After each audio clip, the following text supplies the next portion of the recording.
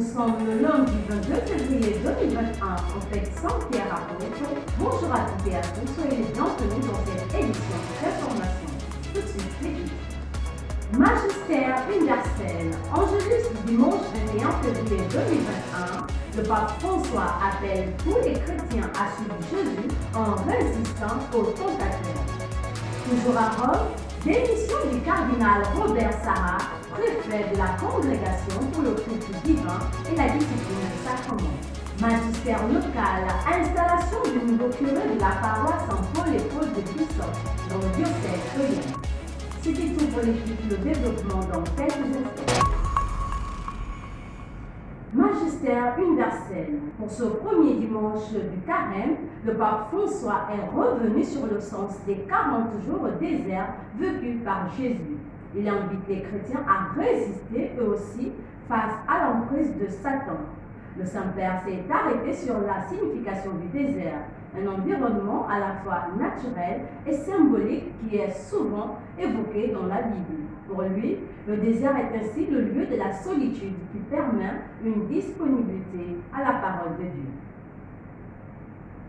Dieu. La parole de Dieu nous montre le chemin pour vivre fructueusement les 40 jours qui conduisent à la célébration annuelle de Pâques. C'est le chemin parcouru par Jésus que l'Évangile, dans le style essentiel de Marc, résume en disant que lui, avant de commencer sa prédication, s'est retiré pendant 40 jours dans le désert où il a été tenté par Satan. Le désert est le lieu où Dieu parle au cœur de l'homme et où coule la réponse à la prière. Le désert de la solitude, le cœur qui se détache un peu de tant d'autres choses. Et dans cette solitude, on s'ouvre alors à la parole de Dieu.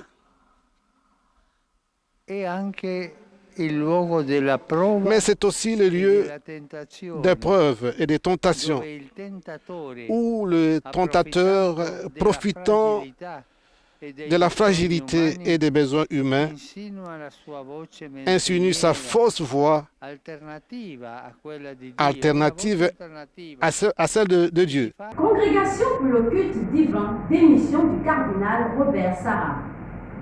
Âgé de 75 ans depuis le 15 juin 2020, le préfet de la Congrégation pour le culte divin et la discipline des sacrements quitte ses fonctions à la tête du dicaster en charge de la liturgie. C'est en 2001 que Monseigneur Sarah est appelé au Vatican comme secrétaire de la Congrégation pour l'évangélisation des peuples et en 2010, le pape émérite Benoît XVI le nomme président du Conseil pontifical Cor Unum.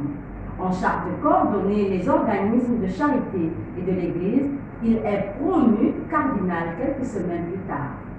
En 2014, le cardinal Sarah est nommé par le pape François préfet du dicaster pour le culte divin et la discipline des sacrements. On note qu'il est arrivé au Gabon en 2018 pour un forum sur la jeunesse gabonaise. Le cardinal Sarah est ainsi depuis 20 ans l'une des grandes voix africaines de la curie romaine. Magistère local. Cette fin de semaine, le sacrement de confirmation a été administré dans les différentes paroisses du doyenné Saint-Joseph.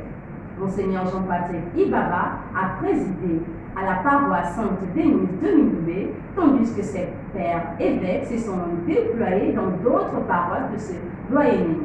Les baptisés de l'année catéchétique 2019-2020 achèvent ainsi leur parcours d'initiation à la vie chrétienne par ce sacrement. Ce n'est pas ce qui entre dans l'homme qui le rend impur, mais c'est ce qui en sort.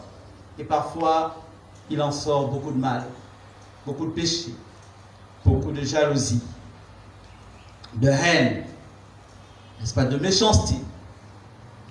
Alors, pour célébrer la Pâque avec un cœur pur, eh bien, nous nous engageons dans un chemin de conversion, de 40 jours de purification, pour rendre notre âme et notre vie belle, agréable au Seigneur.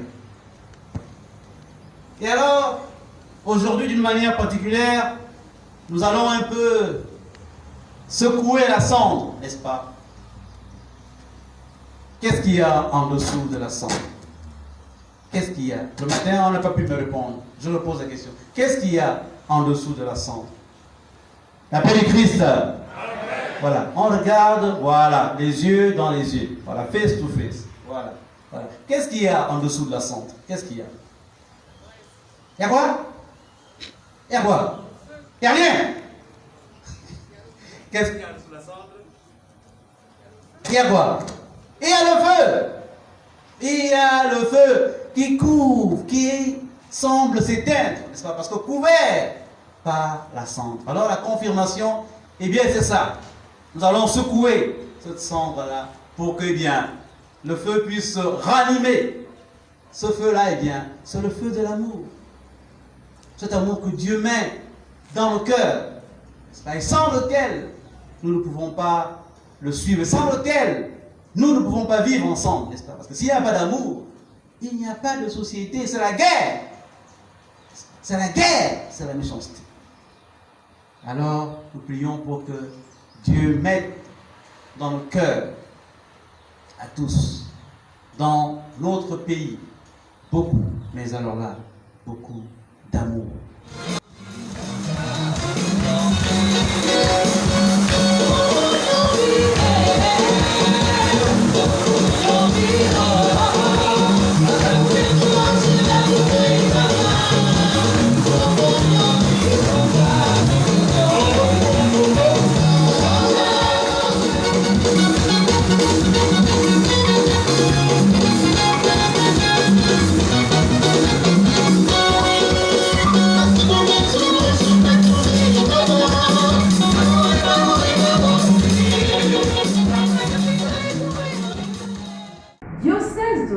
Installation du nouveau curé de la paroisse Saint-Pierre et Paul d'Ébissol.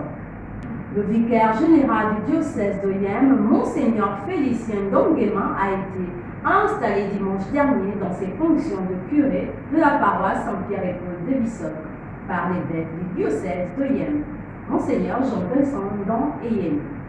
Au cours de son homélie, l'évêque d'Oyem a exhorté les chrétiens à participer à la résurrection de cette paroisse en cette période de préparation du cinquantenaire de celle-ci.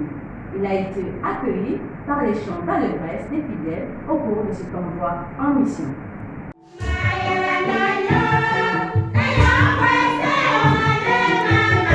Comment ne pas rendre grâce au Seigneur pour tout ce qu'il a accompli pour nous et au milieu de nous au sein de cette paroisse. Oui, la paroisse Saint-Pierre et Paul de Bissau est la première paroisse rurale de notre diocèse. Elle fut fondée par le Père Routier, un missionnaire spiritain.